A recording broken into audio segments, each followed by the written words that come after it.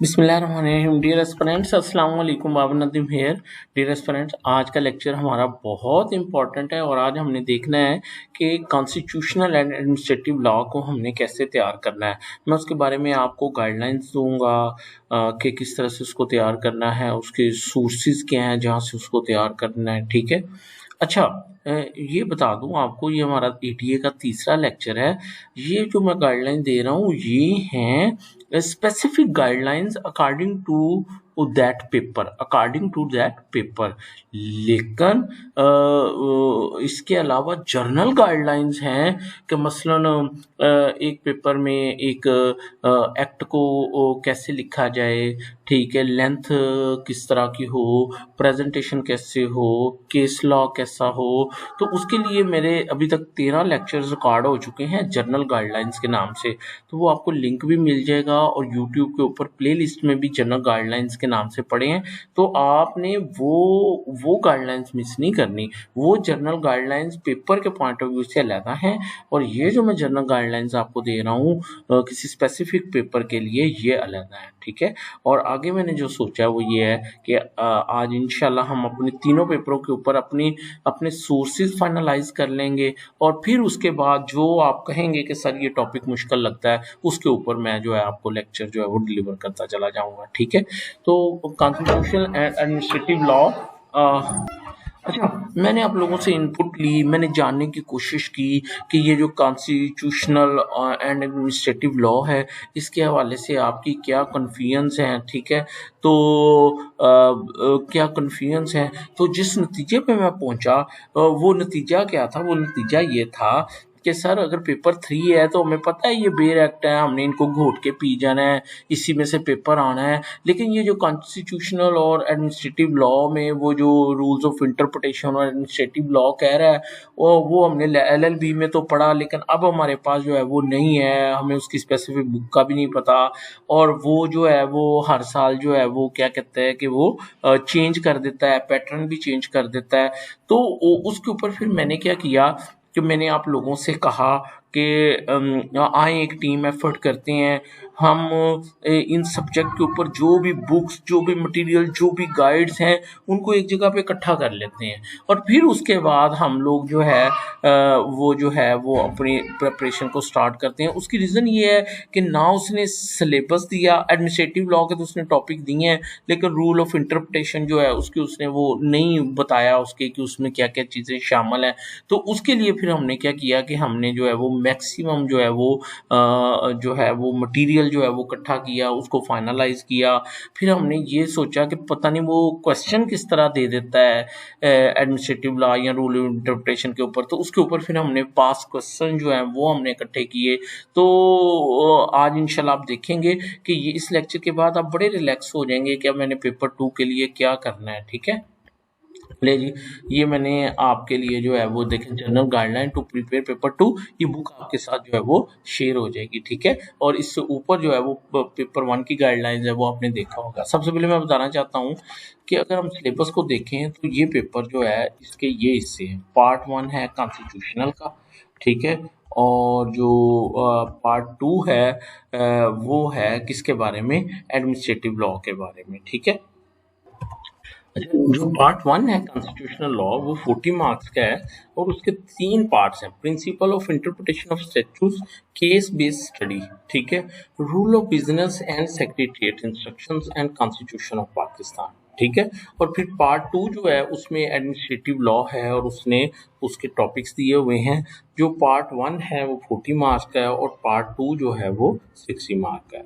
अच्छा, जो पास पेपर से और जो सिलेबस से, अच्छा ये जरा पढ़ने वाला है। दो in past papers whole paper was subjective but from syllabus it is clear that the above caption paper will be subjective objective problem based. बच्चों बेशक उसने अभी तक कोई प्रोपोजिशन नहीं पूछी लेकिन वो पूछ सकता है। क्यों?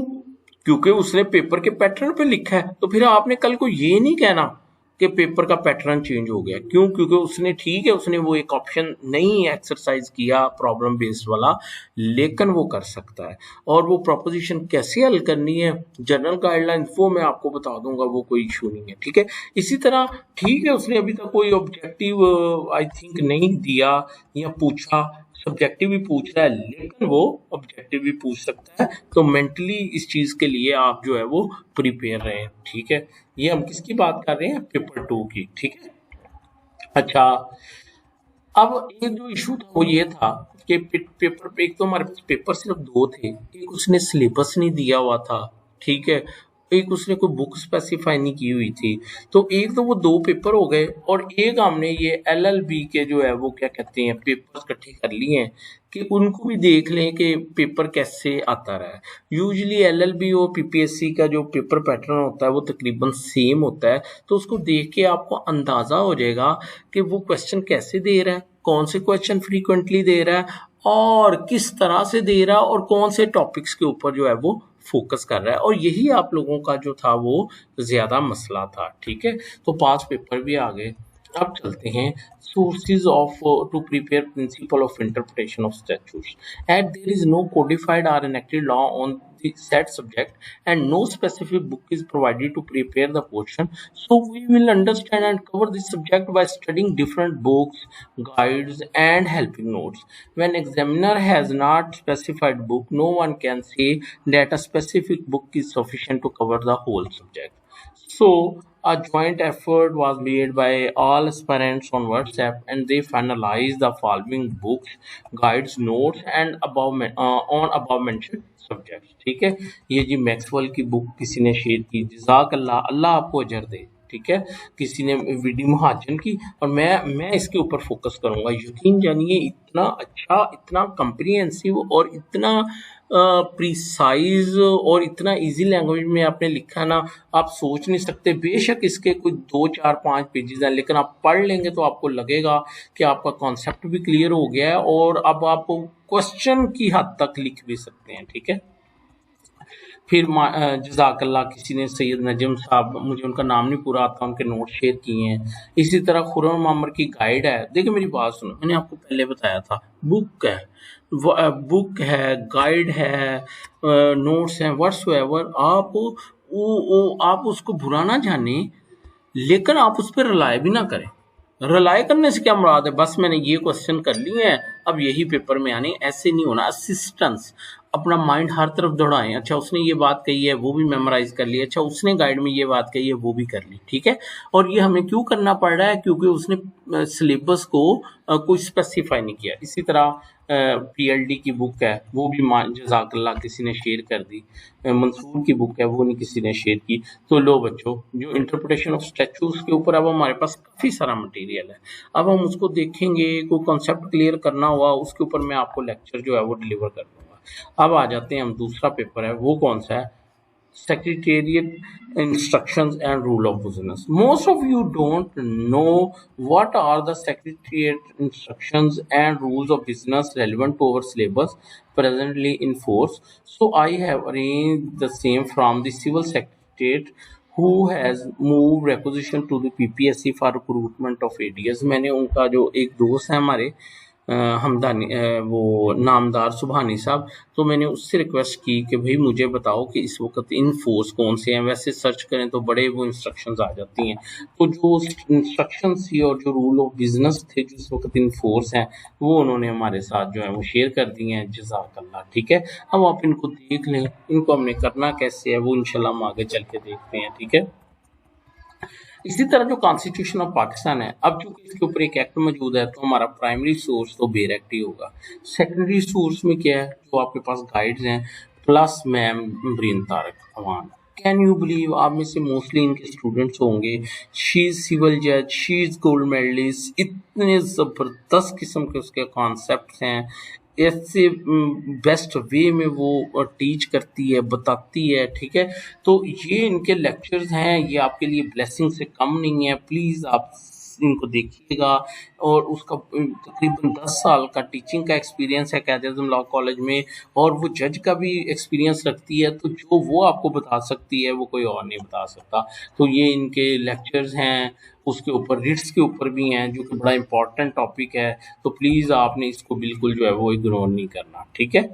अच्छा जी, उसके बाद सुप्रीम कोर्ट ऑफ पाकिस्तान पे भी है। इसी तरह मेरा भी एक लेक्चर है इंट्रोडक्शन पे, और एक डेफिनेशन या प्रेम्बल के ऊपर है, तो प्लीज़ आप इसको भी देखिएगा। लो भाई, जज़ाकल्लाह। जो हमने सोर्सेज थे, एक उसके बारे में क्या कहते हैं उसको, रूल ऑफ इंटरप्रिटेशन के बारे में, और उसके बारे में instruction, rule of business, secretarial instruction और कॉन्स्टिट्यूशन ऑफ पाकिस्तान, वो भी कर लिया। अब हम चलते हैं एडमिनिस्ट्रेटिव लॉ के ऊपर, ठीक है। अगेन आप लोग कंफ्यूज थे कहाँ से करना है, कैसे करना है। जॉइंट एफर्ट की ये अहमद खान की बुक आ गई, वीडी महाजन की आ गई, ठीक है। ये जज़ाकल्लाह, उन्होंने अपना नाम नहीं लिखा, लेकिन अल्लाह उनको अजर दे, उन्होंने ये बुक के पोर्शन है, बड़ा ज़बरदस्त मटेरियल है। Delegated legislation, principle of natural justice, judicial review, reads. अब आप इसको डाउनलोड करें, इसका प्रिंट लें और शुरू हो जाएं, ठीक है। इसी तरह ये किसी ने बड़े ज़बरदस्त एडमिनिस्ट्रेटिव लॉ के नोट्स जो हैं वो शेयर किए हैं, ठीक है। ये सैयद नजम साहब के नोट्स हैं। किसी ने बड़ा ज़बरदस्त किस्म का आर्टिकल जो है वो शेयर किया है। किसी ने case law study administrative law के ऊपर जो है वो शेयर की है। अच्छा, case law study does not mean कि आप पेपर में केस लॉ लिख के आएंगे, नॉट एट ऑल। उसने भाई ये कहा है कि देखो, सुप्रीम कोर्ट ने या हाई कोर्ट ने एक प्रिंसिपल ले डाउन किया, ठीक है। अब आप उस प्रिंसिपल की रोशनी में जवाब दो। वो ये नहीं कह रहा कि आप केस की साइटेशन लिखो, वो ह्यूमनली पॉसिबल भी नहीं है याद करना, लेकिन आप ने वो प्रिंसिपल पढ़ा होगा तो आप उसके मुताबिक जवाब देंगे ना। तो दिस इज द थिंग कि केस लॉज को, मैं इसके ऊपर एक लेक्चर भी आने वाले वक्त में रिकॉर्ड करने लगा हूँ कि केस लॉज को कैसे देखा जाता है और वो किस रेफरेंस से उनको जो है वो पढ़ा जाता है, और हम कैसे केस लॉ के हवाले से अपना नॉलेज जो है उसको इम्प्रूव कर सकते हैं, ठीक है।